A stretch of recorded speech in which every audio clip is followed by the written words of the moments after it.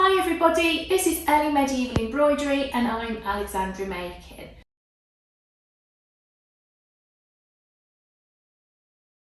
In today's video, we're going to be talking about the design of the Bayeux Tapestry project that we're embarking on together. As you can see, I've now blown the design up to the size that we're working at. It's huge. It's about 78 centimetres long by about 50 centimetres high. So we're working within the parameters of the original hanging now. You will also notice that there have been slight tweaks to the layout and the configuration that you saw in the previous videos, and those obviously I'm going to pop down in the description below. So what happened was, when I was blowing the images up to the size we wanted, it became, and then I was putting them all together, it became obvious that it was looking a bit overcrowded and things weren't quite working out. So I think the main one that changed is that there's a bird that's disappeared from the top border. So in this video today, we're going to be focusing on the design, the motifs that we've chosen and why we've laid it out the way we have, and the colour combinations, and some of the things that I'm hoping we'll learn through the embroidering process. So when I started researching this project, I thought that there would be quite a lot of articles and chapters discussing the design, so I started looking them up.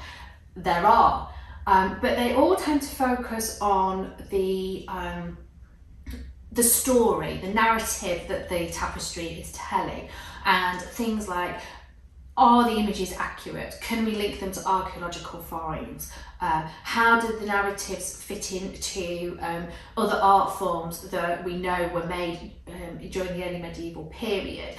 Is it being subversive? Are the embroiderers adding extra layers of meaning to the hanging that perhaps the Norman overlords wouldn't necessarily understand?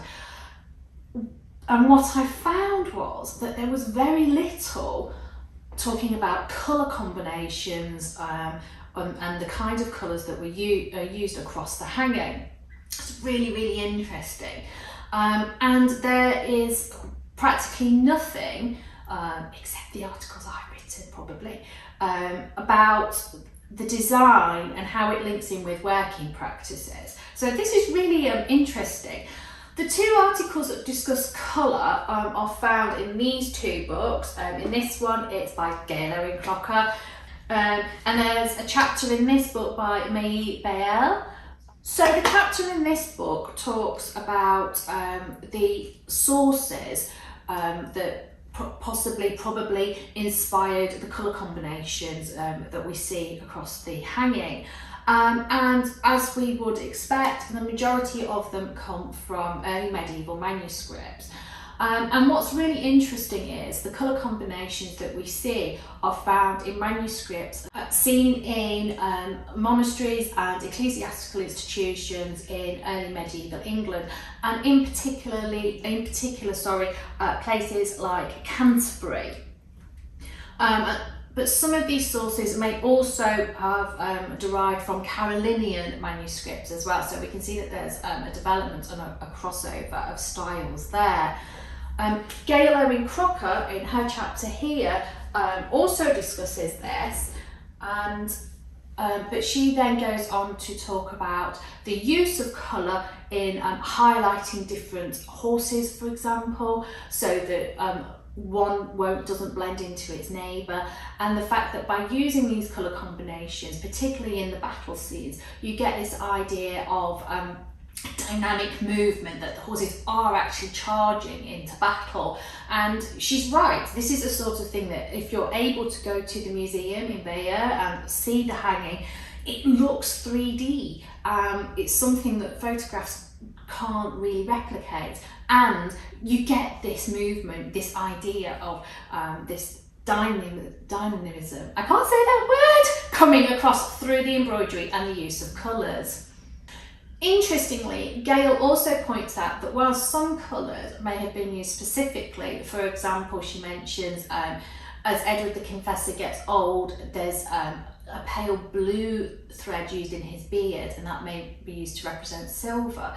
But generally across the hanging, we don't have specific colours used for specific things. So that's a really interesting thought process going on there. So whilst we're talking about colour, I think it's quite important for us to talk about fading in these, and I know that people have been asking about this. So what we find is that when you look at images back of the hanging, the naturally dyed embroidery threads, those using plant dyes, etc., haven't faded that much between the front and the reverse of the hanging. However, the threads used in the 19th century for the restoration work, which were dyed using chemicals, have faded quite considerably. There's quite a dramatic difference. And there's recently been this article in the Dyes and Pigments Journal where the French team who were doing the analysis of part of the hanging, they were looking at the synthetic dyes that were used on one section, have actually published their results. I've not had time to read it yet, but when I do, I'll do a short video and let you know the results of that. This team also appeared on the documentary programme. It was a French documentary programme that was also shown on BBC 4, and I'll put the link to that on iPlayer below for you, and you can see the type of work they were undertaking. So while this research in colour is really, really interesting, it's not the main reason why I chose these particular motifs for the design.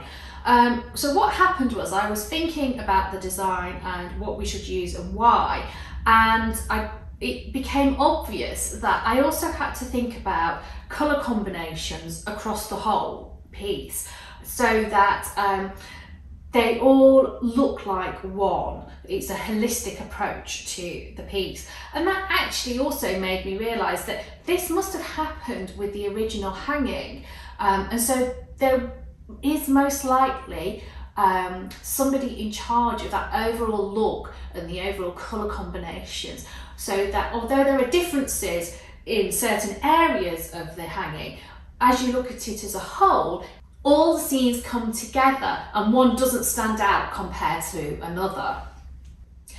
So why have we got these particular motifs? We have trees and a building because they are motifs that I actually want to explore through embroidery, but also these are used as scene dividers, bookends to the different storylines, narrative that's going on throughout the hanging. And even though this is only a small section, I wanted to incorporate that kind of theme and feeling in our hanging as well. So we have a divider tree at the beginning, which, because of the way it bends and feeds from left to right, it gives you that feeling of drawing us into the main area of the hanging. And then on this side we have a tower, and I specifically chose this one. A, I really like it, and B, the figure is pointing backwards. So again, this is pointing us back to what's going on in the main area of this scene, and this is the kind of thing that's used throughout the hanging. You'll see that this tower is a little bit wonky, and I don't want to plug myself again, but I have talked about this in one of my publications, and I'll put that down in the description.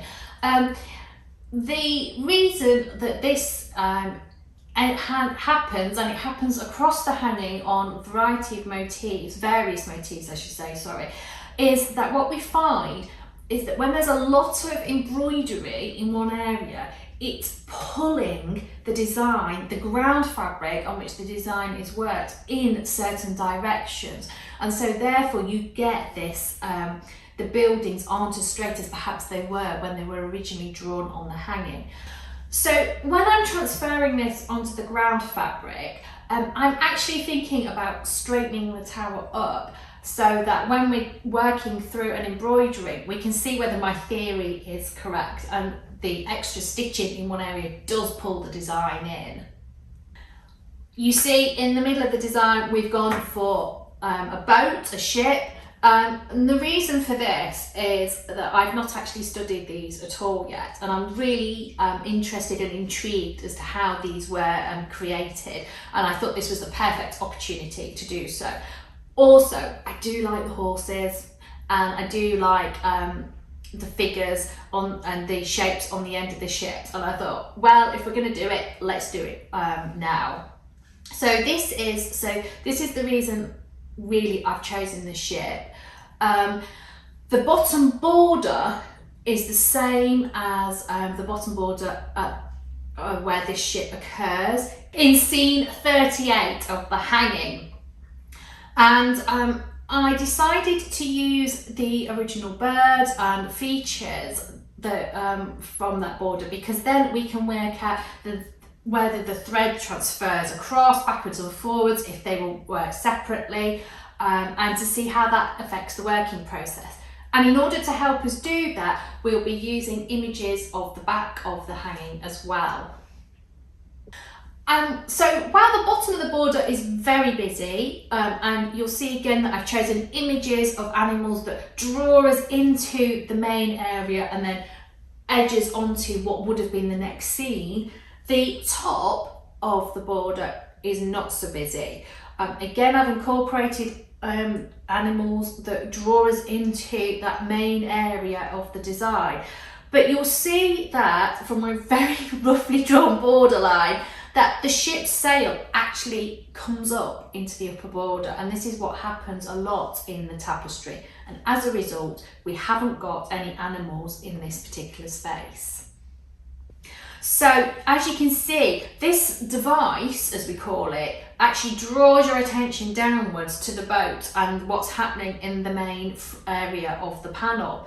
As I said earlier, we've got the animals here that draw us again into the main frieze, but also at the end would have led us on to the next section of the hanging.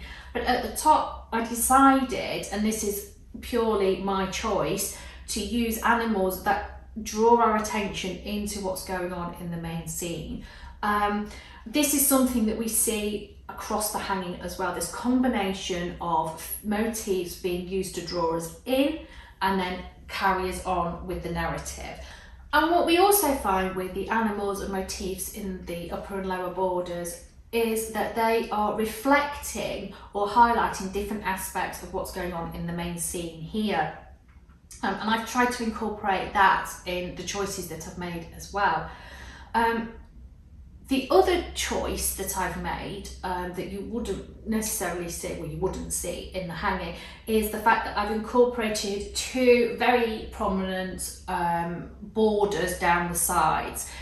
This is the border that you see at the very beginning of the hanging, and I've just flipped it and replicated it on this side here, and that's just to give it a nice finished feel. And we don't, I mean, the end of the original hanging has disappeared through time and the ravages of wear. So it may have been that the original, it probably was actually, that the original hanging had something similar at the very end as well.